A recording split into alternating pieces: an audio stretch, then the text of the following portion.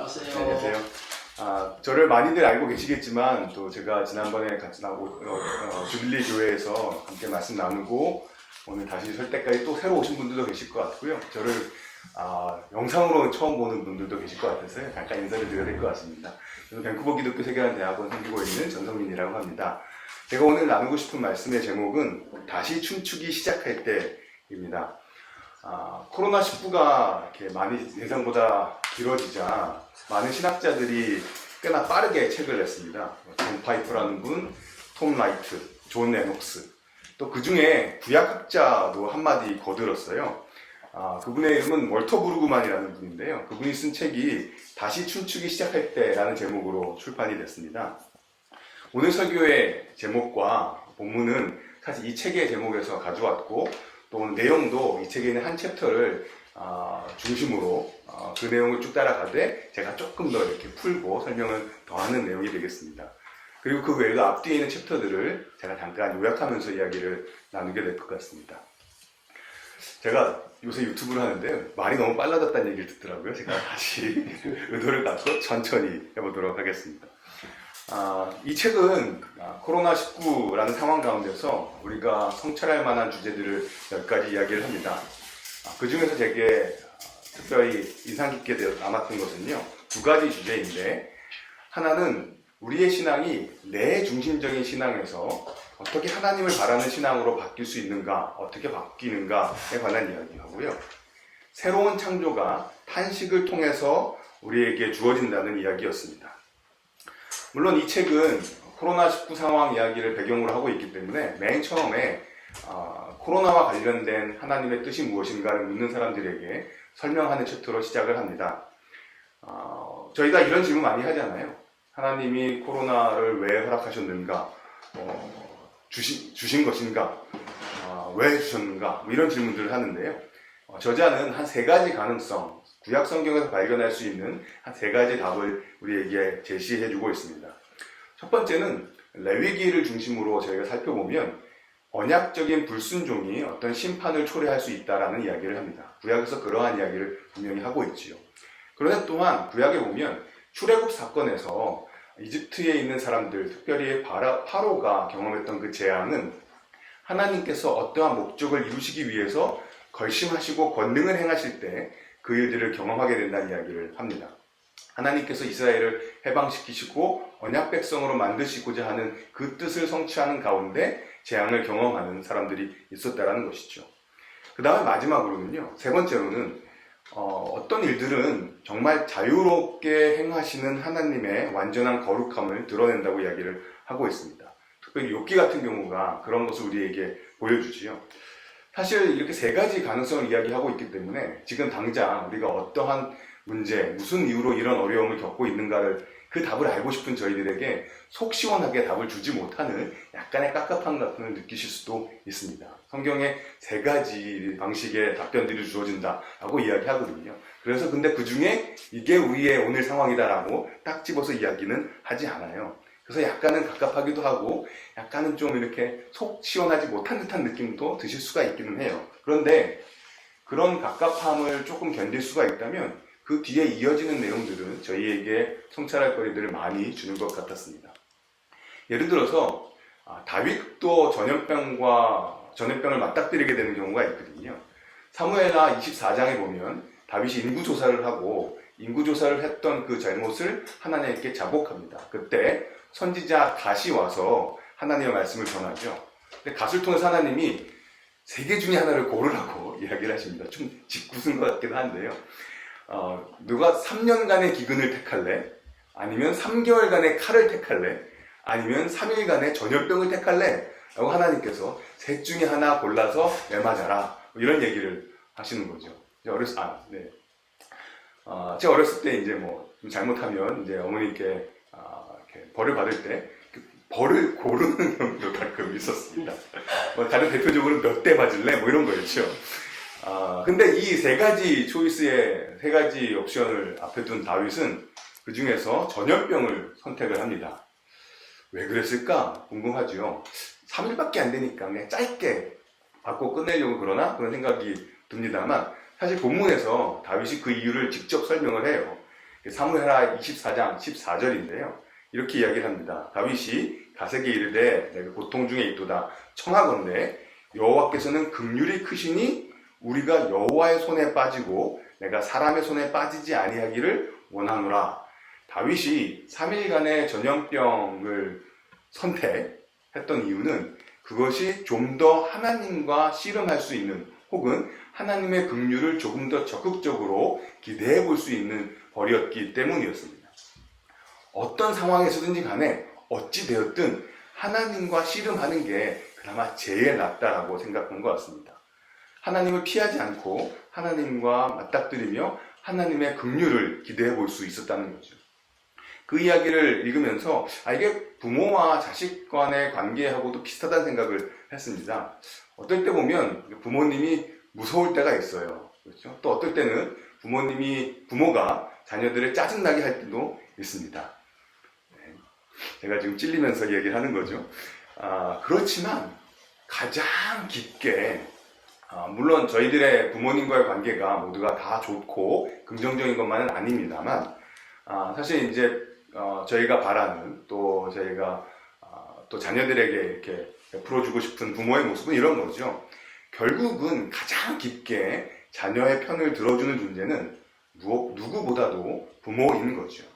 어떤 어려움이 있을 때 벌을 받아도 부모에게 받는 것이 제일 나은 거죠. 그런 면에서 왜냐하면 부모는 가장 깊은 마음 가운데 자녀를 사랑하고 있기 때문입니다. 그래서 심판을 받아야 되는 상황에서도 하나님의 긍휼을 기대할 수 있는 상황을 다윗은 선택했던 것이죠. 하나님의 긍휼이 크시다는 것을 알았기 때문입니다. 그러고 나서 한 2장 정도 지나면 오늘 같이 읽었던 본문인 시편 77편에 대한 묵상을 나누는데요. 그 챕터의 제목은 챕터는 자아로부터 하나님께로 돌이킴이라는 제목을 갖고 있습니다. 그래서 그 큰 제목 가운데 오늘 첫 번째 주제를 같이 나눴으면 좋겠습니다. 그래서 오늘 첫 번째는 자아에 몰입한 거래 신앙입니다. 내 안에 몰두한 하나님과 거래하는 신앙인 거죠. 77편을 저희가 같이 읽었는데요. 1절부터 6절까지 앞으로 한 단락을 저희가 나눌 수 있고 7절부터 9절, 그다음 10절을 하나 띄워놓고 그다음 11절부터 마지막 절까지 이렇게 좀 나눠볼 수 있을 텐데요. 앞에 1절부터 6절까지를 살펴보시게 되면 굉장히 절절한 내용을 담고 있고 그래서 하나님을 향한 신앙이 굉장히 갸륵해 보이긴 합니다만 잘 살펴보시면 굉장히 1인칭을 많이 쓰고 있는 것을 보실 수가 있어요. 그래서 이 저자는 자기에게 몰두한 혹은 자기에게 몰입한 신앙이라고 설명을 합니다. 제가 1인칭 대명사만 좀 강조해서 읽어보겠습니다. 내가 내 음성으로 하나님께 부르짖으리니 내 음성으로 하나님께 부르짖으면 내게 귀를 기울이리다. 나의 환난 날에 내가 주를 찾았으며 밤에는 내 손을 들고 거두지 아니하였나니 내 영혼이 위로받기를 거절하였도다. 내가 하나님을 기억하고 불안하며 근심하니 내 심령이 상하도다. 주께서 내가 눈을 붙이지 못하게 하시니 내가 괴로워 말할 수 없나이다.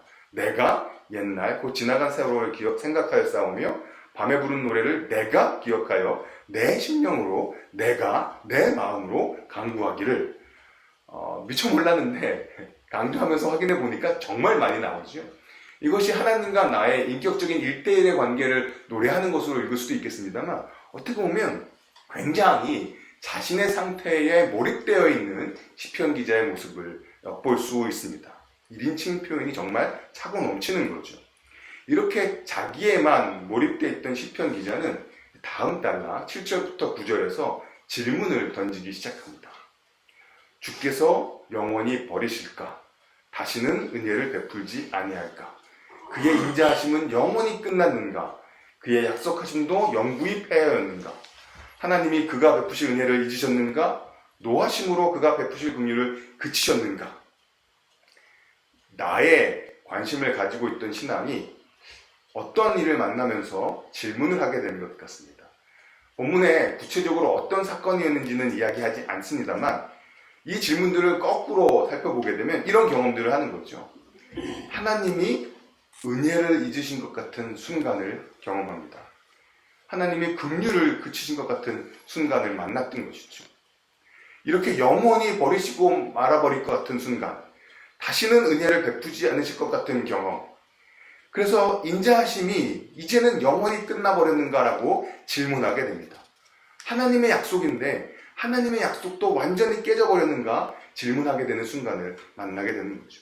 이런 상황을 경험하는 것은 비단 시편 기자만의 이야기는 아닐 것 같습니다. 특별히 저희가 이 코로나19 시간을 지내면서 저희들의 계획이라든지 생각들이 다 엉켜지고 깨지고 그 가운데 하나님께서 우리에게 열어주셨다는 길조차 다시 닫히고 무너지는 것 또한 경험하는 일들을 저희가 만나게 되죠. 이렇게 영원히 버리시는 것은 아닌가? 그러한 질문들이 올라오는 순간들을 저희가 경험합니다. 시편 기자가 이렇게 질문하게 되는 이유는 무엇일까요? 여러 가지 중에 한 가지 생각하게 되는 것은 이것입니다. 하나님이 자신이 아는 방식대로 더 이상 움직이지 않으시기 때문인 것입니다. 신앙생활을 하다 보면 이렇게 하면 하나님이 이렇게 반응하실 것이다. 이렇게 하나님께서 일하실 것이다. 이것이 하나님의 뜻을 분별하는 자신의 방식들이 만들어집니다. 분별하는 방식뿐만 아니라 하나님께서는 이렇게 행하시는 분이야 라는 생각들을 저희가 어느 정도 점점 다져가게 되는 것이죠. 그런데 지금까지 우리가 알아왔던 방식과는 다르게 지금까지 저희가 알아왔던 방식으로 신앙이 더 이상 작동하지 않는 상황을 만나게 됩니다. 경제학에 보면 시장의 실패라는 말이 있죠. 그야말로 여기서는 신앙의 실패를 경험하게 됩니다. 사실 감히 입에 담기에 부담스럽고 좀 죄송할 만한 질문들 같기도 했어요. 그렇죠? 하지만 지금 시편 기자는 갈림길에 서 있습니다. 이렇게라도 질문을 하면서 신앙을 버티든지 아니면 질문을 접고 신앙을 버리든지. 근데 질문하고 있는 것으로 보아 시편 기자는 아직 신앙을 버리고 있지는 않습니다. 대신 지금까지 생각해왔던 나의 신앙의 방식이 깨져버렸습니다. 그래서 하나님께서 일하시는 길에 대해서 질문을 던지고 있습니다. 지금까지 신앙에 대해서 이 정도면 내가 많이 알았다고 생각했는데 이것이 신앙이 작동하는 방식이라고 이해하고 그것이 별 문제 없이 작동해 왔는데 그렇지 않다는 것을 깨닫게 됩니다. 내가 그동안 만들어 왔던 안전한 종교가 무너지고 있다고 느끼기 시작합니다. 비슷한 경험들이 있으실 것 같습니다. 저도 그런 게 있거든요. 이렇게 기도하고 이러한 감동을 주시면 하나님께서 응답하신 것이다. 라는 정말 확실한 제 나름대로의 신앙의 비결, 판결 공식이 있었는데 그것을 깨진 일들을 만나게 되는 것이죠. 그러면 저희는 혼란 가운데 들어가게 됩니다. 내가 지금까지 믿어왔던 것은 무엇인가? 내가 알고 있었던 방식대로 하나님이 일하지 않으시는 것 같습니다. 하나님의 약속이라고 분명히 확인받았는데 그런데 그것이 이루어지지 않는 경험을 합니다. 이때 우리는 신앙의 실패를 맞닥뜨리게 됩니다. 오늘 두 번째는 위기, 전환점입니다. 이제 전환점인 10절이 나옵니다. 근데 여기 10절을 이해하는 데 있어서 저희가 번역을 좀 살펴봐야 되는데요. 오늘 개역성경은 이게 무슨 전환점인가? 어떤 깨달음이 있었나? 조금 애매하게 느껴지는 것 같습니다. 너무 긍정적으로 바로 돌아가는 것 같아요. 사실 오늘 개역성경이 아니라 공동번역 성경을 보시면 이렇게 번역이 되어 있습니다. 이 몸이 병든 것을 생각해 보니 지존하신 분께서 그 오른손을 거두셨기 때문이로구나. 이게 개역성경과 비교해보면 번역이 꽤 많이 달라서 저희가 개역성경만 가지고서는 그 뜻을 파악하기가 조금 어렵습니다. 영어 성경들을 좀 같이 참고해보면 좀 도움이 되는데요. 이 저자 브루그만이 영어 성경들을 3개를 인용하고 그게 이제 한글로 번역이 됐는데요. 제가 그거를 다시 새 번역을 읽어보면 이렇습니다. 내가 또 말합니다. 나의 슬픔은 바로 지극히 높으신 분의 오른손이 달라졌다는 것입니다. 하나님의 오른손이 바뀌었다는 거죠. 또 다른 번역은 이렇게 나옵니다. 그때 내가 이렇게 말했습니다. 이것이 나를 괴롭힌다. 곧 지극히 높으신 분의 권능이 이전 같지 않다는 것이다. 권능이라고 번역된 단어는 하나님의 손하고 사실 히브리어와 같은 표현이거든요. 히브리어 손은 권능을 뜻하기도 합니다. 또 다른 번역은 그래서 이렇게 나옵니다. 내가 말했습니다. 그의 오른손이 잡을 힘을 잃어버렸는가? 지극히 높으신 분의 팔이 힘없이 늘어져 있는가? 이렇게 번역을 해보면요, 이 구절에서 저희는 두 가지를 보게 됩니다. 하나는 시편 기자의 슬픔이고요, 또 하나는 하나님의 변화입니다. 하나님의 오른손, 하나님의 힘, 능력, 권능이 예전 같지 않은 것이죠. 하나님의 팔이 힘없이 늘어졌다고 이야기합니다. 사실 정확히 생각해보면 하나님의 능력이 바뀌었다기보다는 하나님의 능력이 작동하는 방식에 대한 나의 이해가 바뀌었다고 말하는 것이 조금 더 정확할 것 같습니다. 하나님이 일하시는 방식이 있었는데 내가 그것을 여지껏 알지 못했던 것이죠. 내가 알고 있었던 것과는 다른 방식이 있었던 것이죠.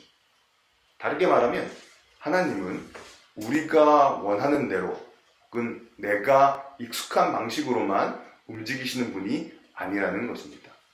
이 10절은 시편 기자의 이러한 깨달음을 이야기합니다. 하나님은 자유로운 분이시다.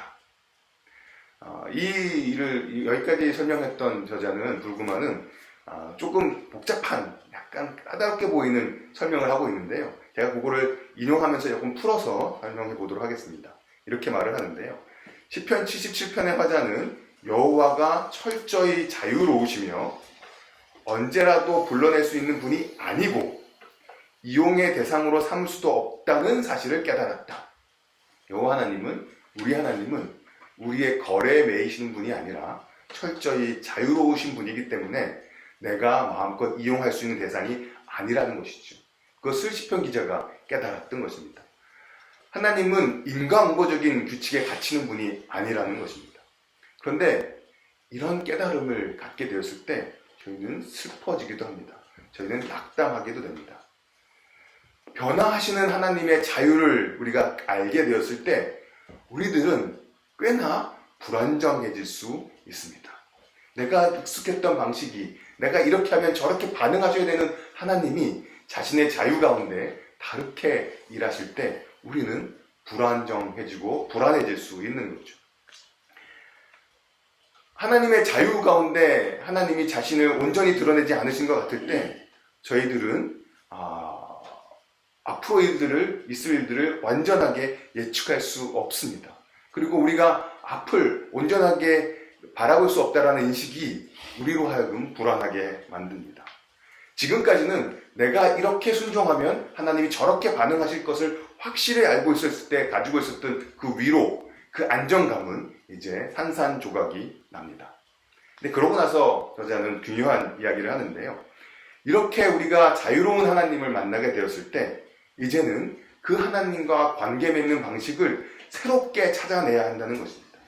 우리가 지금까지 기계적인 순종과 반응의 신앙에 매여 있었다면 그 단순한 종류의 순종에서 벗어나는 것이 필요하다고 말합니다. 자유로우신 하나님과 관계하려면 우리 신자들 또한 자유한 사람이 되어야 한다는 것이죠. 그것은 1절부터 6절이 얘기하고 있었던 자기의 안에 매여진, 지금까지 관습적으로 익숙해졌던 종교로부터 자유해져야 한다는 것입니다. 하나님은 거래에 매이신 분이 아니십니다. 자유로운 분이십니다. 단순한 순종을 아무리 익숙했다 하더라도 벗어나야 합니다. 근데 그때 용기가 필요합니다. 그리고 새로운 신앙이 시작됩니다. 그래서 오늘 세 번째는 하나님 중심적 은혜 신앙입니다. 10절에서 그런 하나님의 자유하심을 깨달았던 시편 기자는 이제 율법의 종교에서 은혜의 종교로 이동하는 것을 우리에게 노래합니다. 우리가 이제 살아갈 수 있는 것은 우리가 우리 자신을 통제하고 컨트롤하는 방식이 아니라 하나님의 은혜 가운데 살아간다는 인식을 우리에게 분명히 보여줍니다. 하나님이 자유로우신 분이시기 때문에 지금까지 우리가 경험했던 하나님의 선함은 우리가 순종하거나 우리가 하나님께 드렸던 어떤 것의 거래의 대가가 아니라 전적으로 하나님의 선물, 하나님의 은혜의 결과였음을 또렷하게 알게 됩니다. 그래서 우리는 거래의 신앙에서 은혜의 신앙으로 바뀌는 모습을 발견하게 됩니다. 거래의 신앙과 은혜의 신앙은 위기를 극복하는 방식이 서로 다릅니다. 거래의 신앙은 위기를 만났을 때 그 거래를 더 확실하게 하려고 합니다. 내가 하나님께 더 지불해야 되는 게 있는데 내가 뭔가 덜 드린 것이 없는가? 내가 하나님께 뭔가 덜 드렸기 때문에 내가 원하는 만큼의 보답이 오지 않는 것은 아닌가 질문하게 됩니다. 하나님께로부터 뭔가 더 얻어내려면, 그리고 내 마음대로 내가 원하는 방식대로 작동하지 않는 하나님의 그 행동을 바꿔내려면 이 거래를 다시 확실하게 하면 되는 것 아닐까 생각하게 됩니다. 그래서 우리의 종교적인 행동을 더 강화시킵니다. 하지만 신앙의 위기 가운데 우리에게 필요한 것은 더 높은 가격을 지불하는 우리의 강화된 종교적 행동이 아니라 하나님의 자유로운 은혜입니다. 그래서 우리에게 필요한 것은 하나님의 긍휼을 믿고 의지하는 것입니다. 하나님께 집중하는 것입니다. 내가 미처 하지 못했던 것처럼 내가 미처 지불하지 못한 나의 종교적 행위가 무엇인가를 돌아보는 것보다 하나님의 긍휼하심에 기대는 것입니다. 그러하며 부르짖는 것입니다. 그러면서 탄식하는 것입니다. 다시 생각해보면 거래에 기초한 신앙은 사실 부르짖는 대신에 심지어 순종이라고까지 불릴 만한 종교적 행위들을 통해서 나의 구매력을 높이려고 시도합니다. 나의 구매력, 거래적인 순종을 통해서 나의 구매력을 높여서 나의 종교 소비자로서 나의 만족을 더 살 수 있는, 더 많이 구매할 수 있는 신앙을 추구하게 되는 거죠. 이럴 때 이 신앙은 여전히 자기를 밖에 모르는 신앙입니다. 그 거래적인 순종을 통해서 자기의 유일한 관심사인 나의 필요와 나의 욕구를 하나님으로부터 사려고 합니다. 이렇게 되면 10절은 전환점이 아니라 도돌이표가 되고 맙니다. 10절까지 잘 왔다가 다시 1절로 돌아가는 거죠. 나를 외치는 신앙으로 다시 가고 맙니다. 그런데 오늘 시편은 10절이 도돌이표가 아니라 하나의 전환점을 이루고 있습니다. 하나님의 은혜인 것이죠. 도돌아가지 않고 한 발자국 나아갈 수 있는 것은 하나님의 은혜일 것입니다. 그 은혜 가운데 시편 기자는 자아 몰입이 아니라 이제 자기가 다르게 깨달았던 자유로우신 하나님께 집중하게 됩니다. 그래서 나의 현재가 아니라 우리의 과거를 성찰하고 기억해냅니다. 그래서 11절부터 12절을 보시면 하나님의 행동에 대한 새로운 표현들을 저희가 만나게 됩니다. 여호와의 일들을 기억하고 주께서 옛적에 행하신 기이한 일들을 기억하고 주의 모든 일들을 읊조리며 행사를 낮은 소리로 되뇌입니다. 13절부터 20절까지를 잘 읽어보시면 나에게 묶여 있었던, 나에게 매몰되어 있던 그 시선이 하나님의 광대한 사역으로 넓어지고 있는 것을 보실 수 있습니다. 그것을 13절은 이렇게 이야기합니다. 하나님이여 주의 도는 극히 거룩하시오니 하나님과 같이 위대한 신이 누구오리이까. 사실 하나님의 주의 도가 거룩하다는 표현은 굉장히 종교적인, 굉장히 신앙적인 표현이잖아요. 요거를 조금 풀어보면 이런 의미입니다. 주님의 길, 하나님의 방식인 것이죠. 거룩하다, 구별되었다는 의미인 것이죠. 하나님의 방법은 우리가 생각하는 것과 전적으로 다릅니다. 그리고 당시 사람들이 가지고 있었던, 또 우리가 지금 가지고 있던 여러 가지 종교를 통해서 얻고자 하는 그 혜택이나 그 만족하고는 또 다른 방식이라는 것이죠. 그래서 하나님같이 위대한 신이 누구냐라고 질문하게 됩니다. 하나님은 위대하신 분이십니다. 감히 비교할 수 없는 분이십니다. 근데 그 비교할 수 없다라는 그 고백은요, 하나님이 기계적인 우상이 아니라는 고백입니다. 내가 어떤 것을 하면 이것이 나오는 것이 딱 정해진 기계적인 우상이 아니라는 고백입니다. 그러한 신은 없는 것이죠. 하나님은 우리와 가까이 계시고 지극히 자유로우시고 또 그래서 우리를 놀래키시고 또 어떨 때는 우리로 애타게 하시는 그런 분이기도 합니다. 그래서 14절 이하에 시편 기자는 하나님의 통치, 당신의 통치, 우리 본문은 주라고 번역이 되어 있는데요. 원래 이제 영어 성경이나 히브리어 보시면 다 2인칭 대명사를 쓰고 있습니다. 1절부터 6절까지 계속 반복되었던 1인칭에서 14절부터 20절까지 2인칭으로 시편 기자의 시선이 바뀌고 있습니다. 여기 본문에 나오는 주는 다 그래서 하나님을 칭하는 표현들이잖아요. 주는 기이한 일을, 주의 백성을, 주를 물들인 주를 보고 주의 화살도 날아갔나이다. 주의 우레소리가 있으며 주의 길이 바다에 있고 주의 고든 길이 큰 물에 있었으나 주의 발자취를 알 수 없었나이다. 주의 백성. 나에게서 하나님께로 바뀌었던 그 시선의 전환점은 10절이었고 7절부터 9절까지의 질문이 그 전환점으로 나아가는 길이었습니다. 이렇게 20절에서 77편이 끝나게 되는데요. 이 지점에서 한 가지 더 흥미로운 상황을 보게 됩니다. 하나님의 자유로우심을 새롭게 인식하면서 시편 기자가 하나님께 집중하게 되었는데 1절부터 6절까지의 문제를 야기했던 시편 기자의 현재 문제에 대한 해결이 후반부에 구체적으로 언급되지 않습니다. 아무것도 해결된 것처럼 보이지 않습니다. 그저 시편 기자는 시선이 바뀌었을 뿐이고 시야가 넓어졌을 뿐입니다. 새로운 맥락에 놓여졌을 뿐입니다. 하나님에 대한 새로운 이해 가운데 들어왔을 뿐입니다. 그런데 그 새로운 세상 안에서는 그가 괴롭게 외쳤던 자신의 욕구와 욕망에 대한 배고픔은 사라져버리고 만 것 같습니다. 브루그만의 표현을 빌자면 나의 행복을 위해서 이기적으로 순종하는 사적인 사소한 종교에서 거룩하신 하나님 앞에서 두려움과 경탄과 전율을 느끼는 완전히 자유롭고 상상력 넘치는 종교의 세계로 옮겨왔다고 이야기합니다. 그것이 10절이 우리에게 요구했던 중요한 결단입니다. 나만에게 몰두하는 탄식에서 시작해서 7절부터 9절까지의 질문을 지나왔던 것이죠. 10절 앞에 선 우리들은 사적인 종교의 포기를 요구받습니다. 중요한 순간입니다. 자유로우신 하나님의 그 깊고 무궁한 긍휼에 기댈 것인가? 아니면 다시 하나님과 거래를 시작할 것인가? 하나님을 종교적인 자판기로 대할 것인가? 살아계시고 자유로우신 분으로 만날 것인가? 그 10절의 도전 앞에서 우리가 주님의 은혜 가운데 앞으로 나아갈 수 있기를 소원합니다.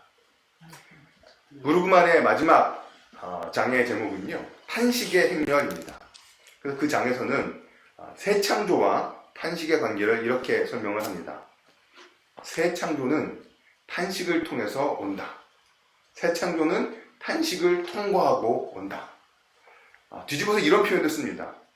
미래 없는 탄식도 부적절하지만, 저희가 미래에 대한 소망 없이 탄식만 하는 것도 부적절하지만 사실 탄식 없이 다가오는 미래도 없다는 것이죠. 새로운 미래는, 새로운 창조는 탄식을 통해서만 다다를 수 있다 이야기합니다. 이때 이 탄식은 사실 굉장한 고통인 경우가 많이 있습니다. 해산의 고통이라고까지 이야기를 하잖아요. 해산의 고통을 아내가 출산하는 순간을 지키지 못했던 남편들이 위로한다면서 굉장히 힘들었지, 그래도 그렇게 힘들지는 않았지, 괜찮았지 라고 이제 위로라고 한다고 하는데, 저자의 표현에는 전혀 위로가 안 되는 거죠. 저도 뭐 그걸 알지 못하면서 이렇게 읽고 그냥 옮기는 정도이긴 한데요. 정말 힘들지 않았다, 괜찮았다, 참을만 했다 라고 말할 만한 해산의 고통은 없을 것입니다. 사실 그러한 고통 없이 새 세상은 오지 않는다는 것이 바울의 이야기였던 것이죠. 이런 상황에서 저희가 피해야 될 두 가지가 있습니다. 하나는 탄식하기를 거부하는 것입니다. 사실 탄식하지 않으면 우리가 찾을 수 있는 길이 두 가지가 있습니다. 하나는 다시 거래의 신앙으로 돌아가든지, 부르짖지 않고 내가 더 지불해 보는 거죠. 그렇게 돌아가든지 아니면 신앙을 포기하든지. 근데 둘 다 바람직한 대안이 아니죠. 그렇기 때문에 저희는 탄식을 피할 수 없습니다. 두 번째로 피해야 되는 것은 탄식만 하면서 새로운 소망을 갖지 않는 것입니다. 탄식은 하긴 하는데, 부르짖기는 하는데 탄식 이후에 새로운 것을 기대하지 않고 절망 가운데 빠져버리는 것입니다. 그렇지 않아야 합니다. 탄식해야 합니다. 탄식을 통해서 새 창조를 만나게 됩니다. 그 새 창조에 대한 소망 가운데 절망에 빠지지 않고 탄식하고 부르짖을 수 있어야 합니다. 말씀을 정리하겠습니다. 오늘 시편 77편을 같이 읽었는데요. 내 자신에게 집중했던 신앙의 패턴에서 이제 우리가 하나님께 집중하는 변화가 있기를 소원합니다. 하나님은 참으로 자유함 가운데 우리에게 은혜를 베푸시는 분입니다. 하나님이 우리에게 빚을 갚으시는 분이 아니라 우리에게 선물을 주시는 분입니다. 그런 하나님을 바르게 알고 집중하는 변화가 있기를 소원합니다. 그럴 때 우리가 지금까지 경험했던 하나님의 선하심, 하나님의 은혜가 정말로 선물이었구나라는 것을 깨달을 수 있을 것입니다.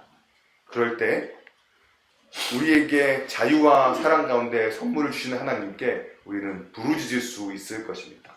그리고 그 부르짖음 가운데 정말 부모와 같은 하나님, 그 마음 가장 깊은 곳에 긍휼을 품고 계신 하나님, 그 긍휼에 기대면서 하나님의 새로운 역사를, 새로운 것을 하나님의 신실하심을 믿고 의지하는 가운데 소망할 수 있을 것입니다.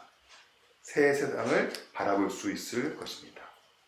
그러한 탄식할 수 있는 은혜, 자유로운 하나님을 아는 은혜, 그런 하나님을 만나고 함께하는 은혜가 있기를 소원합니다. 거래의 신앙이 아니라 은혜의 신앙을 경험하는 복이 우리 주빌리 교회 성도님들과 또 이 가운데 차마 말하지 못하는 어려움을 겪고 있는 성도님들과 또 이 사회에 있는 모든 이웃들에게 임하기를 소원합니다. 잠깐 기도하겠습니다.